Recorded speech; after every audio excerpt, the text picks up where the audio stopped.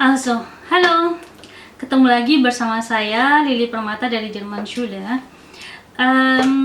Pada video kali ini saya akan membahas mengenai program-program yang ada di Jerman yang bisa teman-teman ikuti, dan penjelasan ini lebih mendetail ya. Oke, karena masih banyaknya peserta yang ingin ke Jerman tapi tidak tahu program apa yang akan diikuti atau tidak mengerti program apa sih sebenarnya yang ada di Jerman itu gitu. Seperti apa persyaratannya, kemudian kualifikasinya seperti apa, dan benefitnya apa, itu masih banyak ternyata yang belum mengerti. Nah, saya paham kenapa teman-teman semua banyak yang belum tahu, karena program ini ya program yang berada di luar negeri ya, tidak semua orang bisa mengakses, semua orang bisa mengakses, cuman tidak semua orang mengerti akan program ini gitu. Makanya ada lembaga kursus bahasa ataupun agen yang menawarkan biaya yang sangat fantastis untuk biaya program ini. Kemudian supaya teman-teman lebih mengerti program apa yang akan teman-teman ambil, supaya teman-teman bisa lebih paham cocoknya dengan keadaan yang saat sekarang itu, teman-teman ngambilnya program apa. Karena ini akan berpengaruh dengan faktor usia juga dan sertifikat bahasa. Oke, sebelum saya bahas lebih detail, kita samakan persepsi dulu bahwa program yang ada di Jerman itu ada banyak yang bisa teman-teman ikuti. Di antaranya ada au pair, ada FSJ atau FSJ, ada BFD, dan juga ada yang namanya Ausbildung. Oke, sekarang kita lupakan program au pair dan Ausbildung karena saya ingin membahas yang namanya program FSJ dan BFD. Seperti apa program ini dan perbedaannya seperti apa, kemudian kapan dimulainya dan apa saja persyaratannya. Oke, BFD ini atau FSJ atau FSJ atau Bundesfreiwilligendienst atau Freiwilliges Soziales Jahr yang ada di Jerman ini merupakan program yang teman-teman ikuti berlangsung selama 1 tahun di Jerman, atau bisa diperpanjang selama 6 bulan. Artinya kalau di total berarti 1 tahun 6 bulan. Nah, apakah masih bisa diperpanjang? Masih bisa diperpanjang? Nggak bisa, tapi bisanya dialihkan ke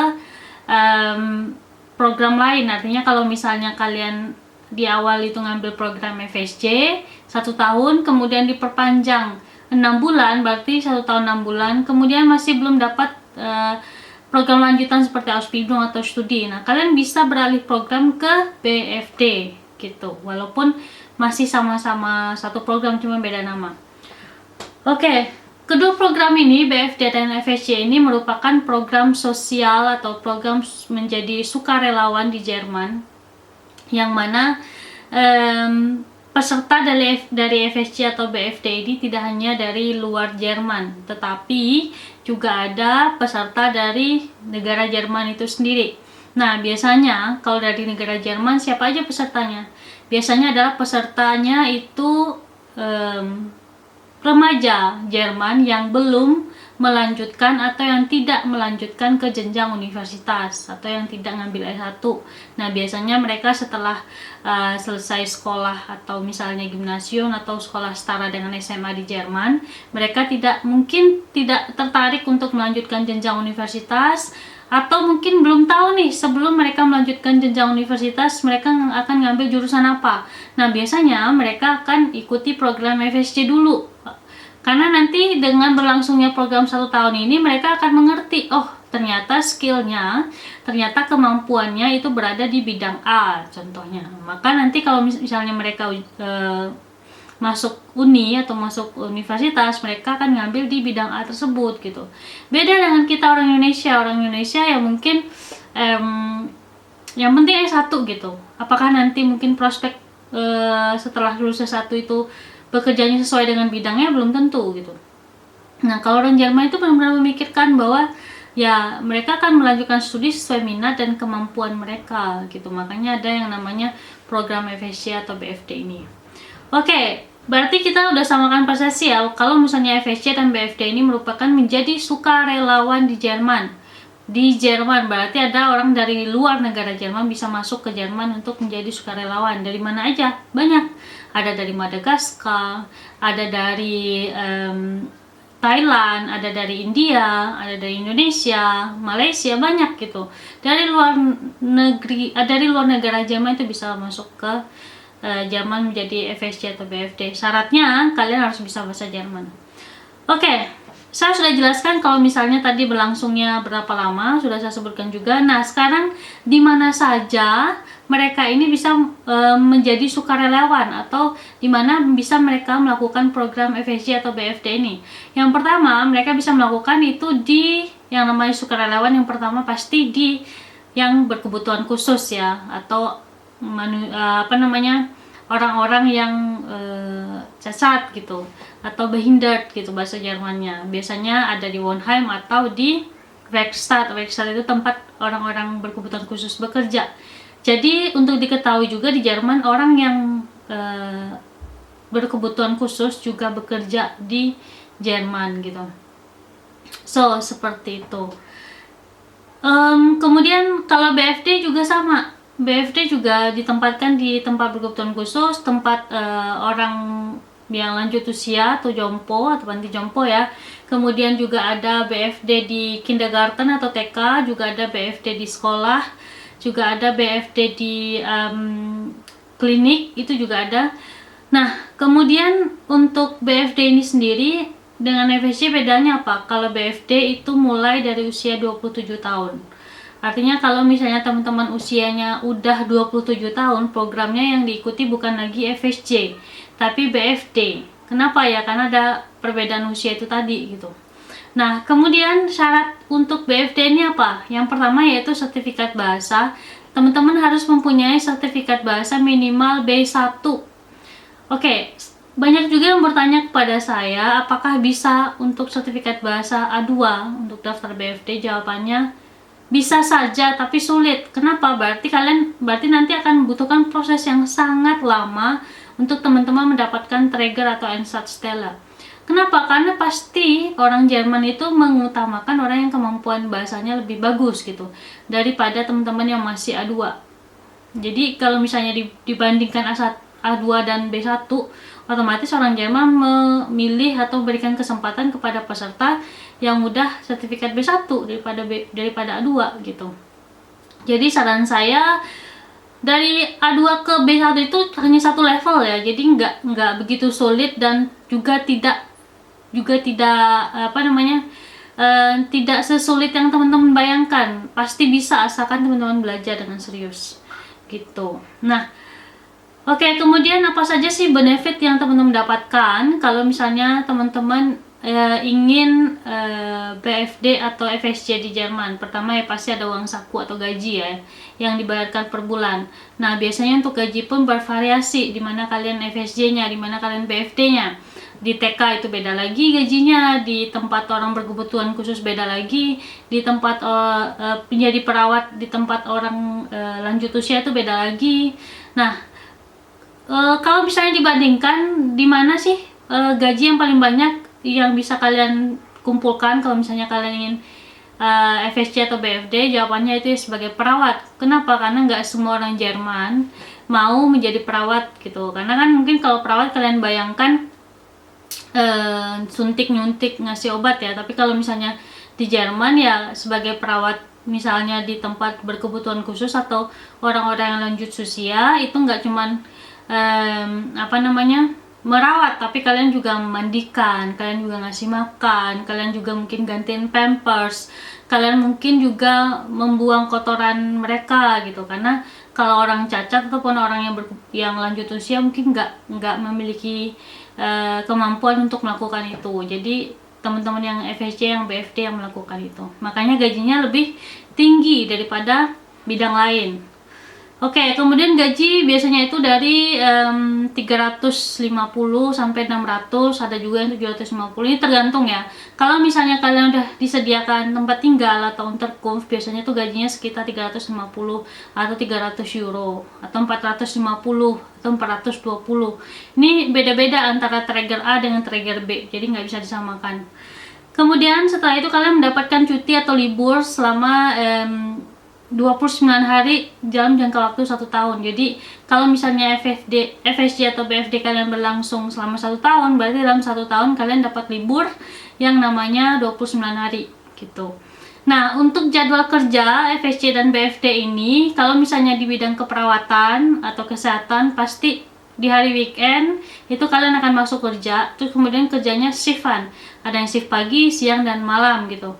Terus kalau misalnya di TK, ya di TK hanya pagi sampai sore, tapi kalau misalnya Sabtu Minggu libur gitu, di sekolah juga gitu. Nah, ngikutin jadwalnya di mana kalian FSC atau BFD-nya. Kemudian untuk FSC ini atau BFD ini kalian juga harus mengikuti seminar. Seminar di sini jangan dibayangkan seperti seminar di Indonesia di mana kalian yang namanya duduk, terus belajar, menulis, terus apalagi ya, pokoknya seminar yang kaku gitu, bukan. Kalau seminar di Jerman itu mereka lebih kayak pengenalan, terus mengali diri, diskusi, permainan, games gitu, bertukar pikiran, terus biasanya juga tentang Leben ya, tentang kehidupan, tentang kematian juga itu nanti didiskusikan. Terus kalau misalnya ada problem di tempat kalian bekerja, kalian juga boleh cerita di sana, karena ini merupakan program dari Traeger kalian yang mengadakan seminar ini. Jadi nanti kalian berkesempatan untuk memiliki teman-teman dari berbagai negara gitu. Ada yang dari Afrika, ada yang dari Cina, Korea, Jerman, India, Indonesia gitu, banyak ya. Pokoknya peserta yang dimana mereka mengikuti program FSC tersebut, BFD tersebut, terus berkumpul di satu waktu selama 1 minggu biasanya. Nginep di sana, terus juga kegiatan bersama di sana. Nah, di saat kalian seminar, otomatis kalian libur untuk kerja atau sebagai relawan di tempat kalian FSC atau BFD. Begitu. Jadi ini benar-benar kesempatan untuk kalian memiliki teman sebanyak-banyaknya. Jadi saya harap kalau misalnya kalian FSC atau BFD jangan pernah bolos, atau kalian harus hadir, tetap selalu hadir di acara seminarnya. Karena ini sangat-sangat kesempatan yang bagus untuk kalian menjalin relasi internasional gitu antara dari berbagai negara. Kemudian setelah lulus FSC kalian atau BFD, kalian akan mendapatkan sertifikat sebagai relawan, di mana sertifikat ini dikeluarkan langsung oleh Jerman, dan ini sangat-sangat bagus kalau misalnya kalian pulang ke Indonesia, bekerja di Indonesia, kalian bisa lampirkan sertifikat ini di Lebenslauf atau CV kalian. Kemudian juga kalian akan memiliki kesempatan untuk jenjang karir lebih tinggi, yaitu misalnya sebagai Ausbildung. Nah, orang yang sudah FSC atau BFD atau au pair, mereka akan lebih mudah, akan lebih gampang untuk mendaftar sebagai Azubi di Jerman. Apalagi kalau misalnya posisinya udah sebagai Ausbildung, sudah berada di Jerman gitu. Maka mereka akan lebih mudah untuk menjadi Azubi di Jerman. Kemudian selain itu kalian juga akan mendapatkan asuransi kesehatan selama program berlangsung. Jadi kalau misalnya kalian sakit, ya udah tinggal ke dokter kayak gitu. Dan kalau misalnya peserta yang mendapatkan Unterkunft, itu kalian nggak akan membayar apa-apa. Contohnya kalian nggak akan bayar sewa. Terus kalau misalnya kalian yang bekerja atau FSC, BFD di bagian keperawatan, misalnya di tempat orang berkebutuhan khusus atau lansia, biasanya itu kalian dapat makan ya sesuai dengan shift kalian. Kalau misalnya kalian shift pagi, berarti kalian bisa ikut sarapan. Kalau misalnya kalian shift siang, berarti kalian bisa ikut makan siang. Kalau misalnya kalian shift malam, berarti kalian bisa ikut makan malam. Begitu. Kalian bebas mau makan apa aja, mau minum apa aja yang tersedia di tempat tersebut. Begitu. Tapi sekali lagi tidak bisa ini menjadi patokan bahwa di tempat A dan B itu sama seperti yang saya sampaikan. Lagi-lagi itu berbeda ya gitu. Jadi secara garis besarnya seperti yang saya jelaskan. So, untuk dokumen apa aja yang dibutuhkan? Seperti yang saya jelaskan, dokumen yang dibutuhkan yang paling penting yaitu sertifikat B1 atau B1. Kalau A2 saya nggak bisa, tapi kalau misalnya kalian mau, kalian harus usaha sendiri. Tapi kalau sertifikat kalian B1 bisa saya bantu untuk mencarikan Traeger dan Einsatzstelle-nya. Kemudian kalian harus menulis Motivation Schreiben, Lebenslauf. Kemudian kalau misalnya kalian memiliki pengalaman di bidang sosial, tolong lampirkan juga foto-foto atau dokumentasi di mana kalian bekerja atau di bagian sosial tersebut, karena itu akan menjadi nilai plus buat teman-teman bisa diterima sesegera mungkin atau mendapatkan kontrak atau Vertrag FSC BFD. Kemudian faktor paspor aktif ya, terus juga ada pas foto yang diminta. Terus juga kalau misalnya kalian punya SIM internasional juga bisa dilampirkan SIM, karena itu juga sebagai nilai plus. Kemudian kalau misalnya kalian lulusan S1, tolong ijazah dan transkripnya kalian terjemahkan dulu ke dalam bahasa Jerman, kemudian bisa kalian lampirkan nanti di saat pencarian Einsatzstelle atau misalnya Träger.